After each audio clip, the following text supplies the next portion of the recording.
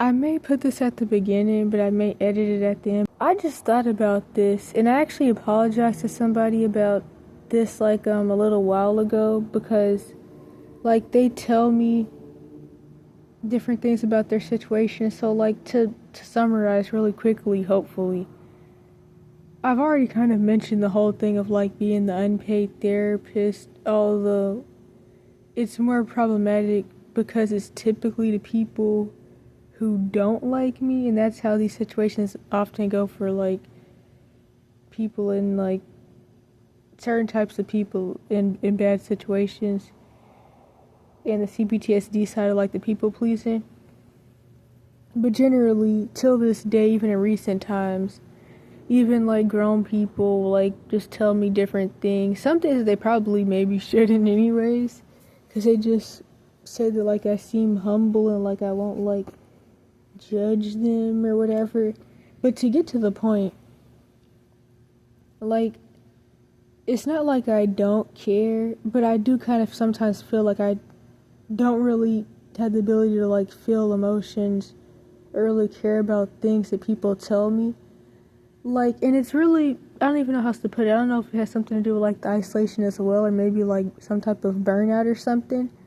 But I've always been the person where I would care, even in recent times, with this one older lady who was claiming she was gonna adopt me. Not gonna go into that.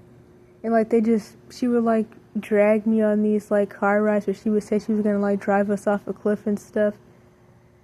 That didn't make me feel any type of way because I don't really feel that much emotion. But even though she was really toxic, not even because of that, because of other stuff, I did feel bad and worry, and she would tell me a lot of things, but she would ask for advice, but she didn't really want it. I still remember the whole situation where she told me I'm too opinionated to be a child who's never had sex before. That wasn't even just because of my responses to things that she would say when things were kind of very avoidable situations that she was telling me about, but it was also because I had mentioned the issue of the quote-unquote harm reduction that was going on in the area. But anywho, the point is that I feel when I used to actually really care and feel something more when people tell me different things about their situations, but I feel now I don't really have a lot of emotions for that anymore or something. I used to just be the person to be the unpaid therapist and the codependent people pleaser, and just would listen to stuff, which I still do, but now I just can't really feel anything when people tell me stuff. Maybe it is a form of burnout, because I still remember the whole situation with the girls at All Calls C, and even a situation with some other girl who, I think her name started with a C too. And so especially the first C, she was in the Chase and Chomo situation, all the scares and chaos that goes along with that, and all the worry that you would have when you know somebody who's into that type of lifestyle, I guess I could say. And I remember that whole situation had me worried and concerned and scared for her for years. And I feel maybe stuff like that and keeping up with people like that is a part of why now when people tell me stuff also I feel it could go back to the quote unquote, did being homeless make anybody else heartless or not give a crap about other people and what they have going on? And while that's not the situation for me at all, well, I kind of already spoke on that, but it's it's not that, but I just feel I just really can't feel a lot for what people tell me anymore. I don't even know how else to put it. I feel I can only really talk about me at this point. I don't maybe I thought that maybe it has something to do with just being too used to making these videos since abuse evidence channels, or maybe just me being too used to talking to myself in my head. But I've done that my whole life, and I still would care. But now, I don't want to say that I don't care. I just don't feel anything when people tell me yeah, my grandma punched me in the face today. I care, but I don't feel emotion really, and I just don't. it's like stuff like that. Like, I just feel like I used to react so differently, but like, maybe I'm just too used to hearing stuff like that. Like, maybe I'm too used to having somebody tell me, and yeah, this dude sodomized me in the back of his car. Like, I feel like maybe I'm just too used to it or something. I even had someone tell me a few hours ago, who was in the cash for kids system, their self, about like their friend and roommate being like pulled out of school and their abusive parent telling them that they're not allowed to go to school anymore and throwing them in an insane asylum, and they're like just in the cash for kids system and all that, and how like they wish they could help. I mean, stuff like that really does make me feel some type of way though, because like I really do care about stuff like that, and I really hate the human cash cow systems. But I just feel like maybe I'm just like, I don't even know if I could say desensitized, because like it's not like I ever stopped caring or like I ever stopped hating like the abusers and hating the systems, but I just feel like, I don't know, like I'm too used to it or something. But I don't want to say that I don't care. I really don't even want to say that like I only care about what I have going on. But it's like all like I feel like even to a certain extent sometimes I just like now sometimes really want to figure out like how to like fix my emotions and talk about how I feel. But I don't know. That's also really interesting, I feel. And I feel like it could go into like the whole attachment issue thing and like the heartbreak. And then something else that I really have to throw in. This can go back to the whole thing of like how I mentioned in my dronophile agenda, or dronophiles are annoying in my hypothetically paraphilia playlist. So like common scenario of people who, to make a long story short, pretty much have to talk to chomos. They feel like, or chomos feel like they have to talk to them because on both ends nobody else will talk to them. And then the unfortunate thing about always being the unpaid therapist for everybody else, but then when you need somebody or when you're about to jump off a bridge, like there's nobody there, nobody cares, and all that stuff that goes along with that.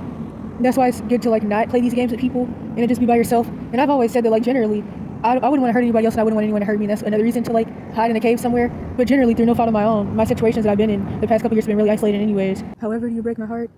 However do you break my mind? However do you break my soul? I know the end of me is your goal. I'll be with you till the break of time. I'm with you if you say you're mine. I know the end of me is your goal, but I won't let you take a toll. However do you break my heart? However do you break my mind? However do you break my soul? I know the end of me is your goal. I see you from a broken heart, but I won't let you take a toll. However do you break my heart? However do you break my mind? However do you break my soul? I'm with you till the break of time. Sometimes I feel my life ain't mine. I'm with you if you say you're mine.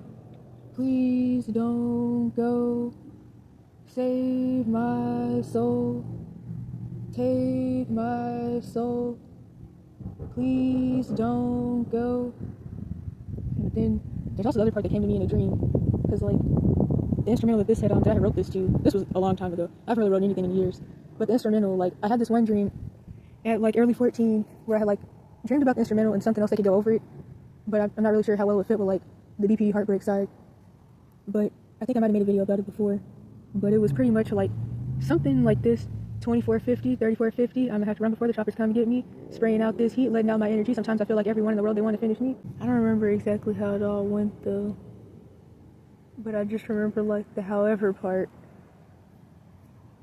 But that's how I feel right now. And it's never a good feeling. And it wasn't when I made a lot of songs, and it isn't now. Still, one of my favorite songs I wrote is The World Is Falling Slowly. I think also because it's easier for me to sing, because like I can't do high notes or any of that stuff. And the world's falling slowly, don't let us reach the end, for you hold me. And they left me so lonely, I feel rejected, no one condones me. Man, I just wish they never had known me. Matter of fact, I don't even know me. And the world's falling slowly, and the world's falling slowly. And the world's falling slowly, don't let us reach the end, for you guide me. All they do is look at the outside. I need someone who looks deep inside me, even when no one else would abide thee. You were the one who stood right beside me. And the world's falling slowly, and the world's falling slowly. As your world's falling slowly, don't let us reach the end, for you hold me. One good coping mechanism that I've always had is walking around freestyling to myself. But I haven't wrote anything in a while. And my favorite songs, like all of my favorite ones I wrote Falling Slowly at 15, but like the tragic story when I wrote that at 12. And that is not really easy to sing without the beat and without like it being like what's it called, mix and master, because other than that it just isn't going to sound right in general. But that's like my main favorite one. And then I wrote Tragic Story at 12, but like I had added like these couple sentences at the beginning. Long story behind that, but I added those couple lines at the beginning at 14. And that's in the video I have of it.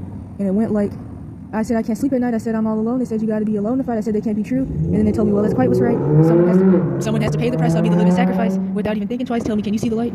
But especially the Fallen Slowly one, because it's just so easy to sing without like a lot of like stress and trying to do things I can't do. And that's what I was singing a couple minutes ago, because my heart is broken and I shouldn't even let it happen. But that's why, like, another reason to not talk to people, because then I don't have to get attached.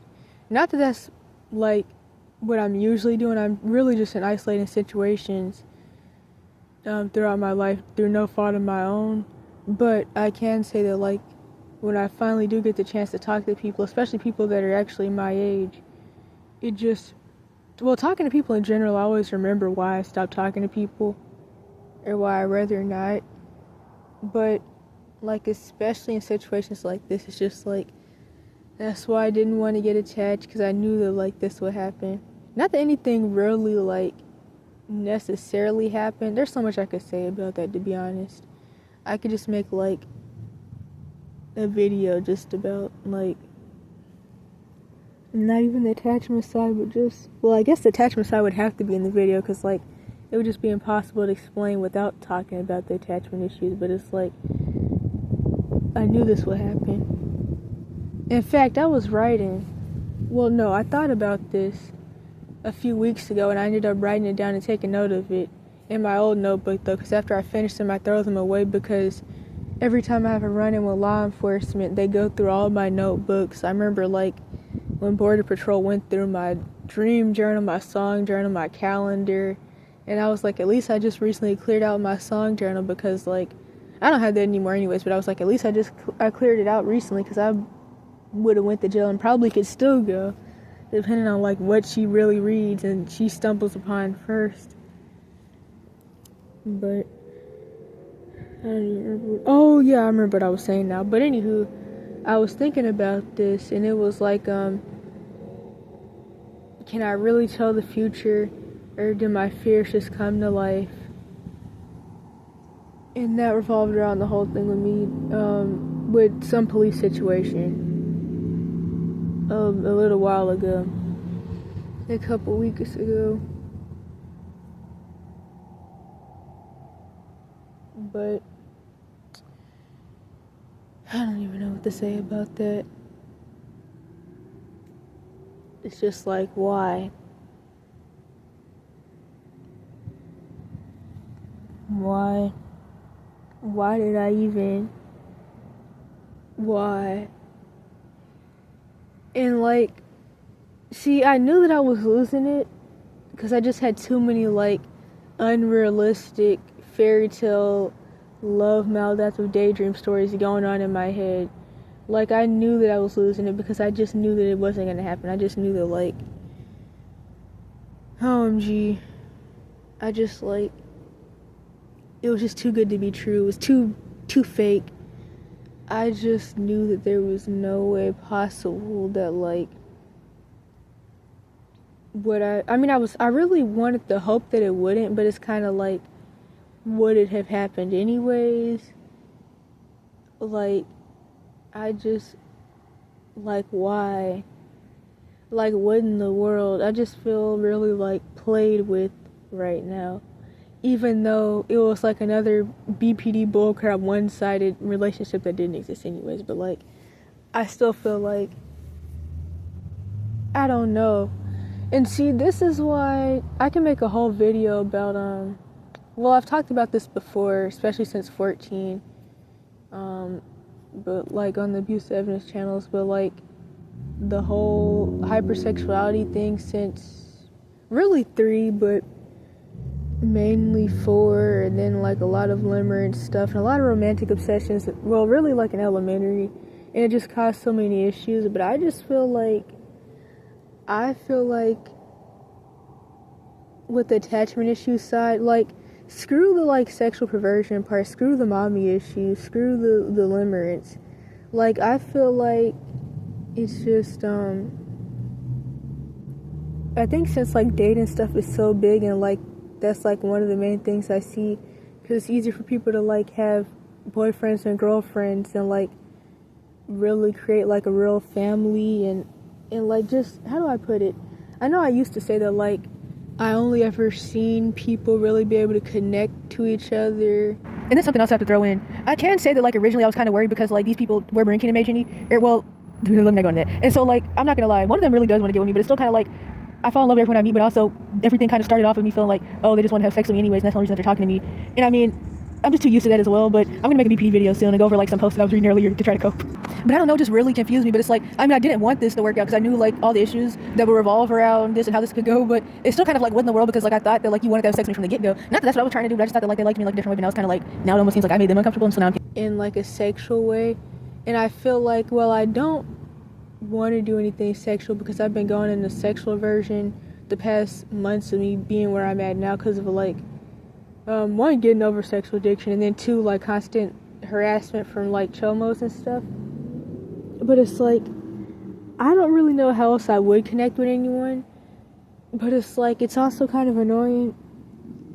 And, like, I remember doing research on this years and years back, revolving around CPTSD, with, like, people pleasing, well, not really that, but I mean, well, that too, but not really that. That's not what I meant to say. I meant to say codependency in general.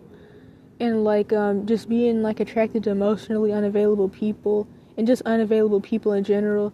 Kind of like when one of the people that worked for King David told him, you love those who hate you and hate those who love you.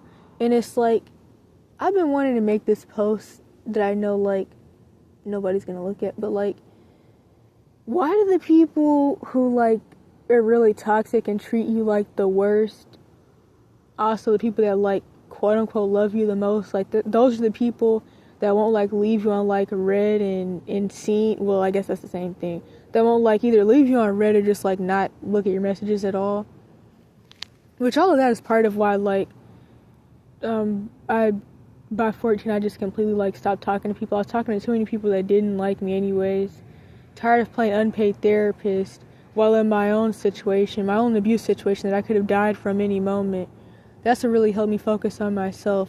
I feel like being homeless can also help you focus on that, and I've talked about that in a couple of videos, especially one where, like, I read somebody's post or something like that. I don't remember what video it was, or no, at least I think I talked about somebody's comment that they left somewhere on some subreddit before I got banned off Reddit again, and it was something like, did being homeless make anybody else become heartless? And of course I said that that's not what happened with me, although ever since I was 6 or younger I was worried about becoming heartless from, like, how I'm treated and, like, trauma and stuff. But anywho, it didn't make me become, or it hasn't made me become heartless, but it has, like, helped me to understand even more the whole thing I already knew, which is why I'm out here, because you end up out here because, you know, you have to save yourself from your bad situation, but also the whole nobody gives a crap about anybody thing. And I've realized that more and more every day, and how, like, I really need to focus on myself, or, like, try to. And it also made me think about people who are willing to save themselves versus people who aren't really willing to save themselves. Like, the people who will, like, be in an abuse situation, but they'll be like, somebody needs to come help me escape. And I mean, I get why. I'm not gonna act like I don't understand, like I forgot why people will say that, but it's like, nobody's gonna help you escape your abuse. Or, as I really like to say, that I feel is more positive as people say I need to be, we have to save ourselves until, no, you have to save yourself until we save each other, something like that I say. But, like, moral of the story is, my heart is broken again. I haven't cried like I thought I would.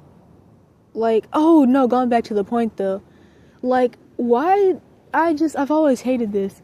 Why is it that I always seem to be, like, more attached and even sometimes maybe have more in common with the person that really does not like me or just really doesn't respond to me? And it's like something that I realized back when I was researching a lot of this stuff with CPTSD is that like it's not even like being like attracted to even just the emotionally unavailable person, but like the literally like unavailable person, like the person that isn't available because maybe they don't even want to be available to you. The person that just doesn't respond to you may not even like you at all. And I know like it's all trauma symptoms and like it goes back to like emotionally unavailable parents or just unavailable parents like in general, even like right now to this day. But it's even like it's also easier to be like attracted to unavailable and emotionally unavailable people because if you already have a fear of commitment, even like subconsciously, it's better because you know you're not really gonna have to commit to really like get too, well, maybe you will get too attached, but you know you're not really gonna have to commit because the person doesn't give a crap about you anyways for real, or you're not really gonna get to be around them or spend time with them. And I'm about to like, well, if I'm still alive by then, I'm supposed to like make another compilation thing, or I'm gonna like make some more clips or screen record some more clips to put with my chosen one video. I don't even remember what I titled it, but it's like a couple of clips about like the experience is of people who are like chosen ones, gifted people, prophetic, etc. terms, empath, all that stuff, and like how they get treated, starting the family system. And I mean, like, of course there's a side that like people will often like find you weird and treat you funny, but especially people, which is going to be the people that typically, as it usually goes, will start off in like the dysfunctional family system, whether they escape or not. That's where you're really trained to be a domestic violence victim, to just be bullied. And that's exactly why like I'm really like needing to go ahead and put those clips together, especially the T. Zandos interviews one. And like even in my fake school system something playlist, I have like even a really old T. Zandos interview from when she was like 16 or 17, where she talks about the whole thing of like getting put in a form of like SPED. It's a dumpster for traumatized kids, as one person once said in some support group. And also it's just like generally where like the gifted people are gonna go. Oftentimes they'll play with you, they'll put you in the gate / AG / get this side of SPED, because that is a branch of SPED. It's on the other end of the umbrella. But then they'll put you in like the traumatized or the quote-unquote bad black kid part, or maybe even you just end up in there because you're in CPS custody. And like sometimes when you're in CPS custody, you're not allowed to go to actual school, if at all, but you have to like go to these like cash for kids system placements where they like test your waters to see your trauma symptoms. But one of the bad things about stuff like that is that the point of these systems is to create an issue that isn't already there. So they'll start to make up reasons for you to be there, and it's all reactive abuse and Munchausen by proxy in and of itself. But anywho, I know like especially in the T. Zandos interviews, and even like the other people that were talking in the other video clips that I'm going to put in, they're just talking about like getting bullied and stuff like that. But especially T. Zandos talks about being used to like being treated bad, because like that's how she was treated by her quote-unquote primary, what did she say, her primary source of care or something, her family. But anywho, it's just like because like there's this one guy, I mean, but the thing is I also know that like all these people are Marine Kingdom agents anyways, but there's this one guy, and it's like he's nice and all, but I just really just don't like him. Like, and it's so annoying though. It makes me think back to this Instagram post that I seen back there in my Instagram quote era, where like somebody was like, nobody treats you better than the nigger you don't want. And I remember reading that. I think I was like maybe 12 or something, but I was like, dang, that's so true. Why is that so true? But then there's a couple other ones that are like my favorite quotes that I can't get out of my head. Even like that, I have a youth homeless compilation that I'll put in the description if I remember. This one lady in there, she was like giving like the really real quotes, like the chaotic situations make bosses, and chaotic situations make bosses. Pressure, what was it? Pressure makes diamonds. And then the dude had asked her, where's her next stop? And she said, to the top. I actually recently saw that quote in like some movie about some orphan girl who kept getting sent back to the orphanage, and then she became like the owner of 5 of the Fortune 500 companies or something like that. If I can find it, I'll put in the description. I didn't watch the whole thing. I don't remember what it's called. And some other stuff I can't remember. But I know like the other quote that I really like is once you let an MFer slide, MFer start ice skating. Another one. It went like something like, I be depressed and horny. I don't be knowing whether I want to ride or die. It's definitely a mix of the two all the time. Kind of, because I still have sex aversion, but it's like really interesting of like the back and forth. But generally, I just would like, I would rather be like a virgin like the rest of my life. Actually, honestly, being hypersexual my whole life and somehow managing to still be a virgin is just like that. I got really lucky there. I'm getting really lucky there. What was the other thing? It was some other quote. Crap. My phone's about to...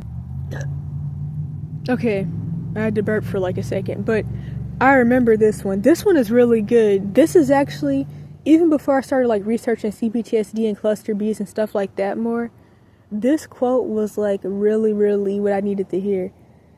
Want to stop getting your heart broken? Stop imagining the rest of your life with everybody you meet. But I mean, I see what happened there. And it's so embarrassing because it makes me think about one of my dad's multiple girlfriends from back during the part 1 abuse evidence channel. I really wish like CPS wouldn't have snitched about the videos, because like if my relatives wouldn't have like compromised my main email since 10 and like did that, I would still have this video. And this video, like if I didn't have anything else, I would still want to have this one. It was like an 8-part playlist series type thing of like evidence, but this one where my dad started like manifesting this demon and he was like, I've been alive for over 5,000 years. So that one. But anywho, in that one, his girlfriend Kiki was in there, which was one of his, it was Kiki TT, and some other lady whose name I think her name was Kenya or something like that, and then it was like a few other people. But anywho, at that point in time, so Kiki, I remember my dad would like come to me talking junk about her, and he was like, dang, she's crazy. She's only known me for 2 weeks and she asked me to marry her. And I just feel like I just pulled something like, I mean, it's just really annoying that he even did that, but I'm not even going to go into that. But the point is that like, I feel like I just pulled a Kiki, and like it was already like, I knew it was like some Marine Kingdom stuff. Like I'm going to probably edit in like that Chucky clip where Devon was asking his mom about like how to know like if you really like someone, and then he said that like, no, his mom said whatever she said, and then he said whatever he said, and his mom was like, is that how you feel about Jake? In the Chucky series clip, which I made a post about the other day. I stumbled across the playlist. I wasn't looking for that, by the way, but it went along with like my post that I was making about my video from some years back about how the Child's Play franchise really like shows the Cash for Kids system and the human cash cow systems, and like how they work with Munchausen and framing and victim blaming, and especially the framing part, and even reactive abuse. I could probably even do a remake of that, to be honest, but it's about one of my older posts from during the abuse evidence channels. But like, I'm trying to think about what else to say with that, because I really just need to like go to sleep at this point. But yeah, it's like I already knew that like there was like some Marine Kingdom agent, sex demon, demonic stuff going on, because like I just haven't like had like these types of like limerence-y romantic obsession, mommy issue type feelings like since elementary. And it's like I knew that this wasn't going anywhere good. Like I knew either I was gonna get abandoned, or what was the other thing? It just wasn't gonna work out. So I guess, yeah, like abandonment and some rejection, and it's just like all embarrassing. And it's like I feel like the reality is that like the more abandon-y, rejection-y things get, the more like I just say things that are probably embarrassing that I know like I'm gonna like regret. Like I don't say anything like crazy, but I just feel like, I don't know, it's just like I've been wanting to make a video about like that would go like in my hypothetically paraphilia playlist, and it was gonna be titled, "Are you really a pervert or are you just too honest?" Because like I remember when I was in elementary, like I don't even think it was just like the hypersexuality and like the being possessed from like the corn addiction stuff at like 7 and 8 and 9 and stuff. I don't even think like that was the only issue. I been felt like another part of the issue is that I'm just too honest. Like if I wanted like someone to like date me or have sex with me or marry me, I would just like ask them. But I get how that could be like really objectifying, but like there's also kind of like a point where it's like, well, how do you really know if you don't ask? You can't, like, if you just do stuff to people, obviously that like that's not good and that's like assault and there's everything wrong with that. But then it's also kind of like this side where like, well, people also don't want you to ask them like if you'll date them or something either. I think back to that, but that's not the situation now. But there's another side to like the honesty thing that I feel like just like make people feel like some type of way. But I feel like if you just move too fast due to like attachment issues and trauma stuff, and you just don't like, it's like, how long do I wait till I've known you for like 3 years? Like what if I'm dead by then? Like I wait 3 years to tell you how I feel and then like I'm already dead. I've been dead. Then like what? Or like what if you die? Like I know like I've liked some people that have gotten shot to death with like 16 bullet holes. So it's kind of, well, I mean, he already knew that though because I told him. But it's like, what if I wasn't the honest person? I didn't like tell people. Then like what? Then like he would have never known. But it's just like I just cannot. I don't know. And then it's like I was saying in that post, like if I would have like jumped off a bridge over this, like I don't even like want to think about like the person at all, but like I just feel like it would have just been so embarrassing. And so like I guess I'm just gonna like sing to myself for like the rest of the night, because I don't know how else to try to feel better. And like I remember when I was younger and like I only liked the girls, I just had like really, really bad romantic obsessions. Especially like when I got really possessed from like the corn addiction and stuff. And like all like the masturbation rituals like 10 plus times a day, especially at 8 to 10, or really 8 to 9. That was like the highlight reel of the whole situation. I would be like foaming at the, well, not really foaming at the mouth. I did cough up this like black film once, but I don't even think that was when I was 8. I think that was when I was like 6 or 7 actually. But I definitely would like be like really shaky and I couldn't look myself in the eyes in the mirror. And I did a lot of research behind like those types of symptoms when it came to like possession. But anywho, like when I would have those types of like romantic obsessions, it was just like really, really bad, and it would take me well over 4 years to get over it. And like I really hope that that's not what's about to happen now. Like and like I've only known them like a couple of weeks, and it's just like no. And another thing that I could throw in is like sometimes having like BPD friends can make things worse, because BPD friends, like if they get, oh crap, what's crawling on me, if they get blocked by somebody and you get blocked by somebody, like sometimes you'll like have like little stalker sessions where they'll be like, or, well, maybe you'll be like, okay, so you're gonna go look at these people's pages for me and I'm gonna go look at these people's pages for you. And like, but that's why I'm glad that I got off of IG and all that stuff. And I don't even like to talk to people on IG who like to talk on IG, because it just gets me in kind of like a stalking spirit. But like I don't really know anyone's contacts anymore from like back in the day, but I've just been moving on. But I just feel like I also think this is one of the good things about being in isolated abuse situations and not getting to go to school, because I haven't really had the chance to really know anybody, to have any learning sessions in some years. I don't know. I haven't done that in years, but like since the one ID that I have there, I don't use it, but okay, so like it's old, and when I do get on there to like talk to this one guy I know, like crap was crawling on me, like I went through my saved post, whatever, and I was just like bored and scrolling through there, and then I like saw some like old saved stuff of like people, and then like it just kind of like it got me like back in the stalking spirit, and I just don't like it.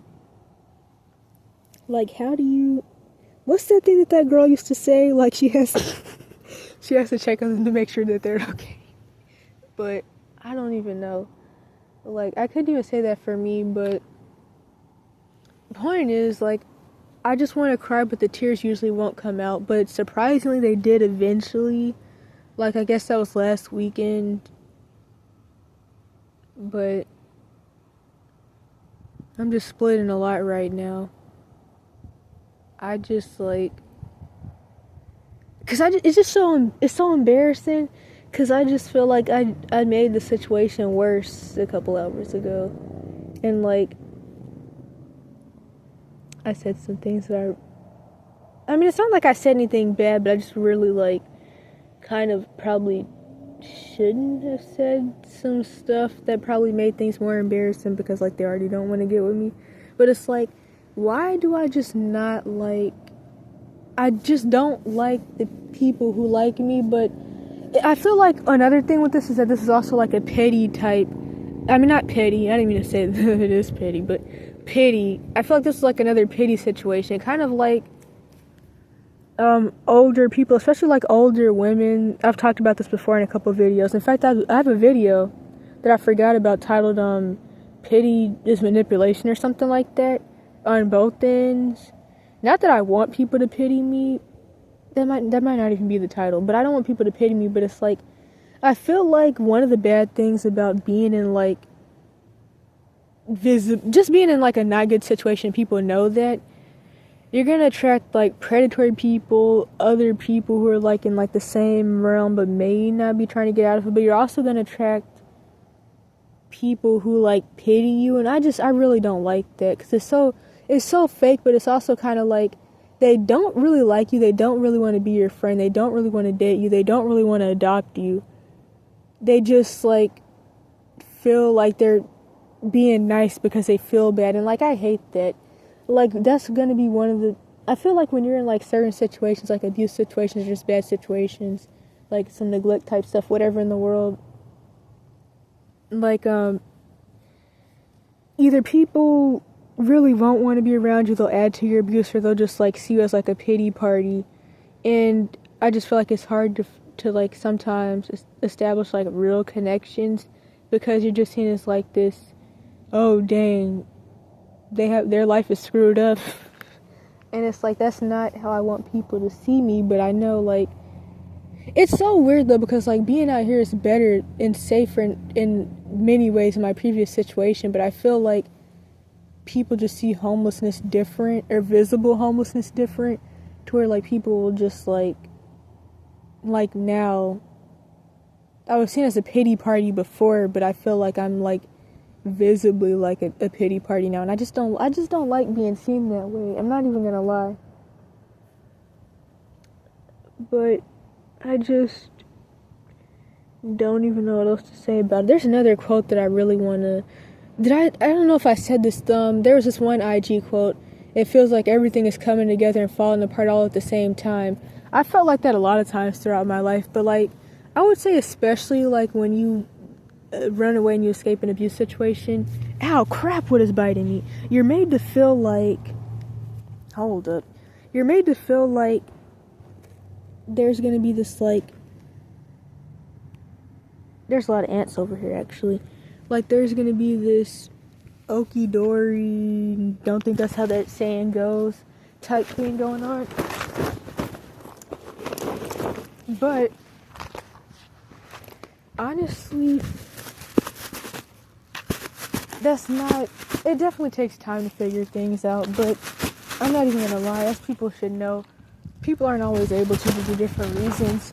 I feel like there kind of is this like, I don't know, I feel like when you get out here and you escape, you feel like I've talked about before in some video, you feel like as soon as I get out here, I'm gonna get a job, and then you like realize all the different reasons why that's not possible, especially like over the table, like some side entrepreneur type stuff or like some under the table stuff, maybe. But you find out like all the reasons why, like, I don't know, like it seemed like everything was gonna come together. You made it feel like everything's gonna come together, but then it's like everything is coming together and falling apart all at the same time. But my whole life has kind of felt like that, so that post was really relatable. And then it was something else. Oh yeah, I was thinking about this because it reminds me of my old abusive friend Addy, because Addy was the person that I had shared the post with and talked about the post with. And so pretty much it was like if a girl is pretty and she's single, it's because she's crazy. So there was that one. And I'm trying to think if I can remember anything else. It was supposed to rain, but it's not raining, because if I would have known it wasn't going to, I wouldn't have walked all the way up here at all. I hate walking up here. One of the things that I realized a long time ago is that, like, in the end, knowing the reasoning, like the trauma side, I guess I could say psychology side, and even the spiritual side behind these things, none of that really helps. Like, I used to binge watch videos about stuff like cluster B, CPTSD, quote-unquote narcissism, because I really don't even like the psych labels, different types of abuse tactics. I used to binge watch all that stuff way back in the day, but it's like, I got tired of it after a while because I felt like I like pretty much learned everything I needed to know. But I have been starting to feel like the past few days that like maybe now that since like running away, I need to start like watching that stuff again. It even makes me think about like how since I have the abuse evidence channels and the abuse evidence videos and even like just different things about my abuse in different places of me like talking things out, when I like go back and look at like old posts and stuff, because I've stumbled across a couple recently, especially like before I got banned off Reddit this last time, and it's like, dang, I forgot all about that, but that makes this make sense and stuff like that. Or I don't know, like people think that like me watching or even having abuse evidence videos to go back over would like be like a triggering thing, but honestly, something about this makes me feel better and feel relieved after watching like my old abuse evidence videos, because for one, it reminds me of like how hard I fought to get where I am now, like all the relief and peace I have now for the first time ever in my life while being homeless, and also a lot of other things. But before I go off into that though, to get back to the BPD point, because I want to add this in there, I just thought about this. Why did I become obsessed with Travion? Well, I won't say obsessed, because I've never even had a limerence obsession or any of that with the guy, only with other girls. But I will say that like I do kind of feel like the boy that was being trapped by the military, and I keep forgetting not to say his name, but the Travion boy, I do feel like if I was to say that I kind of was somewhat limerency about a guy, it would be like those two guys, but especially the military one. But it's like I really started to like him once I didn't get to see him or be around him anymore. And I even noticed that my younger sister, she'd even pulled something similar with this boy. Like when we were around each other, she was always saying that she didn't like him, but then she asked to date him like a day before they moved to another state. And it's like, I think I was also kind of worried about ending up having sex with him or something when I was I don't even remember, but like generally just attachment fears, because it's like, why did I start to really like him like once I wasn't around him anymore, and why did I have to date him once I was in a position where I wasn't able to see him every day anymore? And then like seeing, I don't even know if I should go into the videos I saw, but like I guess like I don't know, I guess maybe I'm not really his type anyways. Like I feel like one of the things about it is that like when he was young, like me being screwed up in the head, I mean we're both traumatized, but I just feel like he was able to like he did always say that I was weird, but I feel like he was able to like overlook certain things, but like now it's like no, because I'm just not his type, and like it's a lot of stuff with that. And then another thing, like definitely the abandonment and rejection can be a self-fulfilling prophecy. I know that limerence is idolatry, but I will say that like with what's happening like right now and even in recent times, I don't really feel like I'm necessarily idolizing people. I do think back to that lady that I mentioned in a couple videos, the one who's claimed she was going to adopt me, but I knew since the first day I saw her before we ever talked that if I ever let myself get around her, one, she'd be jealous of me and intimidated by me, two, she was getting pretty abusive. I would like fall in love with her, and it was going to be a lot of games, and of course like she claimed she was going to adopt me, and then she left me for this dude who didn't like her. And that goes back to all the mommy issue stuff, and it's like one, like getting around other BPD type people, but then also like it's like I've just had this like inner thing going where like I constantly say, why do women hate me so much? It makes me think about this other thing that I wanted to mention, going back to the T Zandos interview. And one of them that I'm gonna have in the video that I'm gonna eventually maybe make, she kept saying that she didn't really know whether she was bad or not, because she was always getting like cursed out and talked junk to by like her family and stuff. And that makes me think about something I think about all the time for like years now, that I guess could be considered a quote unquote inner child, but I don't really like the child term. And it's like, if I was thinking this well, a quote unquote child, is that really I don't know, but it's like I often have this thought in my head that the reason like no one wants me around is because I'm not a good kid, but not really for people my age, mostly for like older people. They don't want to like adopt me or anything because I'm not a good kid and stuff like that, but I'm not really sure how true that is. But another thing, I think I already mentioned the self-fulfilling prophecy. Wanting to block people before they block me, but like I said, I stopped talking to people like a long time ago, kind of, and I'm in too many isolated situations, so like I haven't, well no, I can definitely say that I've talked to a good couple people in the past year or two where like that has came up, but I'm not even really gonna go into that. Another thing, with the situation that's going on now with the 2 Marine Kingdom agents and the heartbreak, I didn't want to accept anybody's contact. This is why when people give me their contacts, I typically don't reach out. I wasn't going to, and I really regret doing it because I just didn't want to get attached, and now it's happening. And I just try to avoid it. Like, I typically try to tell people that I don't have a phone. Like, when I was, well, next, so I go into that, then this will be too long.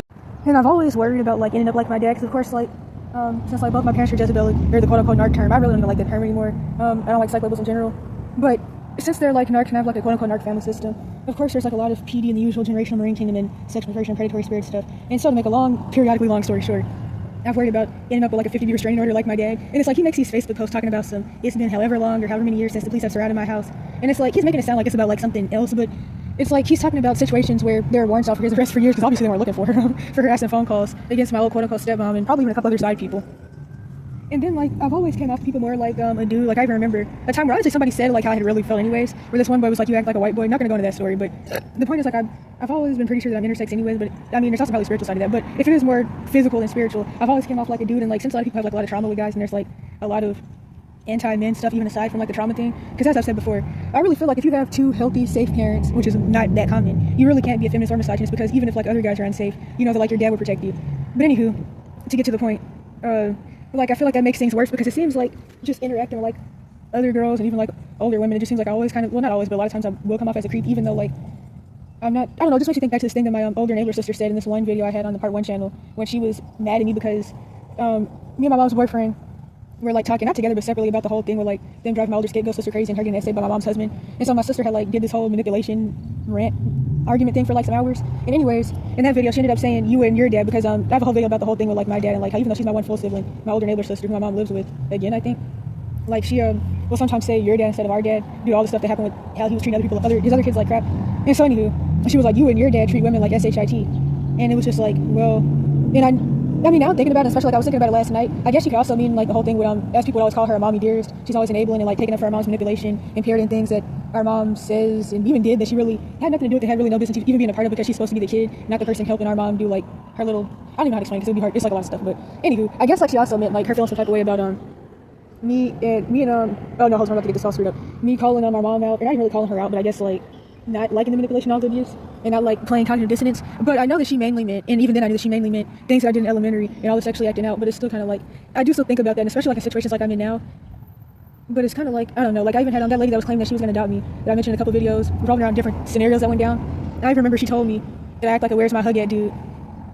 But one of the things that I always noticed is that like women who are always talking about like how they don't like men, they can't leave men alone, they can't stop dating people. So that's always been interesting. But I think that like even like with me caring about like guys and like seeing like how they're treated, especially melanated ones, like that's one of the many reasons why I made so many videos about the Billy situation. I've been called misogynist by like girls and women like that for even pointing out these things. And generally nobody gives a crap about anybody, but people will often overtly admit that they don't care about like boys, and like especially melanated boys like more, they'll overtly admit that, but nobody gives a crap about anybody for real.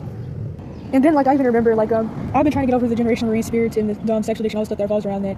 And I've mentioned before plenty of times, Georgia and plenty of other states, even where I'm at now, they have a principality perversion over them. The nation does in general, but some states are worse than others. And so just about every girl and boy I met had been essayed by mom, dad, family, friend, cousin. The cousin thing is really common anyways. And so like everyone was like turned out hypersexual. So this one girl who was like really struggling with like the hypersexuality and the marine spirits, even to the point where like honestly a lot of people had this going on, where like the teachers are talking about intervention plans because they felt like they were putting their life at risk due to their sexual addiction by getting with other girls and guys. And even the teachers were getting with the kids too. That's common, unfortunately. And so anywho, I remember there's this one girl, like I could tell that like I just reminded her of like her like molester in ways. And it's really unfortunate because like I've always felt like it was the same thing with like my dad, that I reminded him of his traffickers, with like all the paraphilias and stuff, and that just made him beat me up and strangle me more. And one thing that I've always said, and I even had a video recently come back up and like I recommended about this, and I remember seeing something like this years and years ago. If a guy strangles a woman, he's more likely to kill her. But it's like, how come when somebody strangles like someone that they're dating, then it's not okay and then it's bad, but when they strangle their kid and they're trying to kill their kid, then it's discipline and spare the rod, spoil the child, and Jesus said and all that stuff. Like, why is it only considered the attempted unalivement that it is when it's like a dude doing it to his girlfriend? Then it's bad. Yeah, I know I talk about the mixed kid trauma thing, and like especially with like Mexican guys and Caucasian women, and then quote unquote black guys and Caucasian women, that duo especially. But it could go either way. There's even a recent situation of some lady getting taken out by her Caucasoid husband. And one of the things about it is that like the Caucasian person, they're trying to keep their bloodline going, as some of them will admit, because they know the sun's going to eventually get too hot and their offspring needs to have melanin to survive. And there's also other racist sides to it. On the side of the melanated person, it's all about self-hatred. They're trying to get with somebody who's not like all the Jezebelic black women and Jezebelic black men and Jezebelic or abusive Mexican women that were like their mom and dad and people in their community. And I also feel like, especially since like with the limerence, there's always been like a lot of mommy issues in there. I even remember like especially when I was 12, like I hate using the term friend, but people I was quote unquote friends with, I guess I could say, even other side people would always say, oh, you like white girls. But it's not that I don't even find people of my ethnicity attractive, obviously not, because I'm not really in like the William Syndrome program, and for that I feel like I got that like really young, because like I was researching my ethnicity and stuff. But I still feel like there's probably a side of like these people that I have, or the girls that I've learned some sessions with, especially like having traits opposite of like what my mom and even like a lot of the stereotypical quote-unquote black women would have. A lot of quote-unquote black and white people have the Jezebel spirit, though, in different forms and fashions. Definitely. And I have a whole playlist about that titled, I think, Essay in the God of Theater. I don't know. I know, like, Medea and something else is like the thumbnail for one playlist. Another playlist is titled Example of Jezebels, and like the whole mean girl thing, the preppy cheerleader white girl, that's the Jezebel spirit. So, I mean, the quote-unquote black and white men and women have it on a large scale. I feel like maybe even more than anyone else, but it's still, like, kind of like how people say that, like, girls will either, or boys and girls will either, like, look for partners that have either the same or opposite traits of like what their parent had, but it can depend on the person. Like how it seems like people that are raised by single moms, which I wasn't. Well, I mean, I'm not being raised anyways. I raised myself. Most people do, but to not overcomplicate things, people that are raised by single moms are more likely to hate women and even men, from what I see, whether they're a boy or a girl. And the single dads, honestly, they're often traumatized and like really angry because of whatever happened with the mom, so they still end up abusing the kids as well. So it doesn't really make much of a difference a lot of the time. And then I know I talk about how like guys will like hate women because their mom beat on them and let dudes beat on them and let dudes essay them, and she was a prostitute or she slept around, and people are gonna like see men and women like how their parents were. And I feel like this can also go into that, like, do the limits of sessions, aside from just being a different ethnicity and quote-unquote race, is there, like, also other traits that, like, they have that, like, I may feel my mom doesn't have? And then also, I generally find people attractive that, like, I have something in common with. And I also meant to say, because I went off into another subject, it also makes me think about, like, how I was always made to feel like I either didn't like quote-unquote black people, or, like, I just was, like, a stud, which I hate that term. I just feel like if you don't walk around naked, then you're a quote-unquote dyke, and I hate those, like, accusations. But really, I just wasn't attracted to stereotypical hood people. I'm not attracted to, like, guys in the feminine thug persona. If I did like a guy who walks around with his butt out, it would have to be because we really have a lot in common. He's really smart. Other than that, I just don't find that attractive. There's nothing attractive about men or women that walk around with their butt out. It's all the same. It's all trauma symptoms. But I just didn't like people that were in the feminine thug persona. But people trying to make me feel some type of way about that when I did live in the hood a couple times because I just didn't find those people attractive.